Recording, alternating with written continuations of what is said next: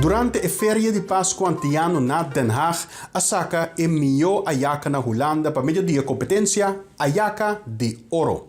Un cuerpo de jurado encabezado por chef Jurino Ignacio estaba encargado de tarea difícil de evaluar el mejor Ayaka nan y saca el ganador para el año aquí.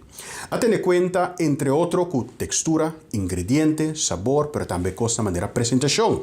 Según el cuerpo de jurado, estaba un carrera más aperta, pero el ganador absoluto para el año aquí está Rowan Meisas. Rowan Meisas, que está cocinando con su mamá, ha ganado el premio y te queda reconocer como el mejor trabajador de Ayaka en año aquí, na Holanda. Vanavond hebben we de winnaar voor de Ayaka de Oro en dat is voor mevrouw met nummer 6.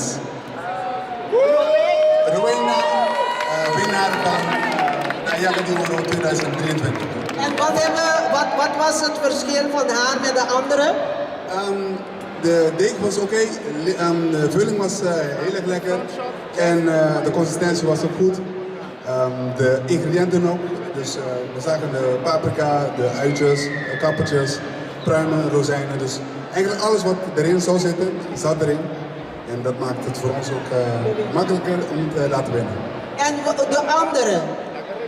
Allemaal lekker, dus ik ben gek op Ayakas. Het is altijd moeilijk. Er is één winnaar, dat is het moeilijk, hè? Niet dat de andere Ayakas slecht zijn, mensen. De Ayakas zijn allemaal goed, maar alleen eentje kan winnen. Dus straks ga ik ook bij jullie langs om eventjes aan te geven van dit vonden we heel erg lekker, vonden we heel erg goed. En verbeterpunten waaraan je kan werken voor de volgende keer. Rowena, masha pa bien, ganador de Ayaka de Oro de Ayaka. ¿Cómo lo sentimos? Hopi contento mesmo. ¿No piensa que conseguir probar sabor balante momento? Mas sonha com ele, sim. Contame com, me tawag mo mama ta para bana di bo. Contame com, como sa começar com Ayaka? Como sa iga tegina?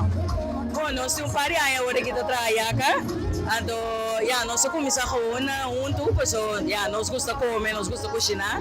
Então, se nós começamos com a ideia de Ayaka, então depois de que cresce, com algo que nós temos pedido, é o que é.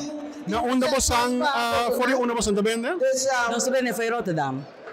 Sim. Então, como pode ir em contato com o bosang of bestel? Bom, me tem Instagram page, chama Foodie Row Mesas. Então, via de page, pode me contato comigo e me tem número de telefone também, pero esse aí não sabe uit mijn hoofd. Pero via de Foodie page, in ieder geval Instagram page, dan pode contato conosco. Me tem uma pergunta mais, Pablo. Que contasse mo Ayaka assim na bo? Smaak. Sim. Que segredo? Compartilha conosco. Não, é secreto, me vou compartilhar, pero smaak eigenlijk quando nós está focus ribache. Bom, mas danke pelo tempo e boa Ayaka e tudo bom? Sim, danke pela entrevista.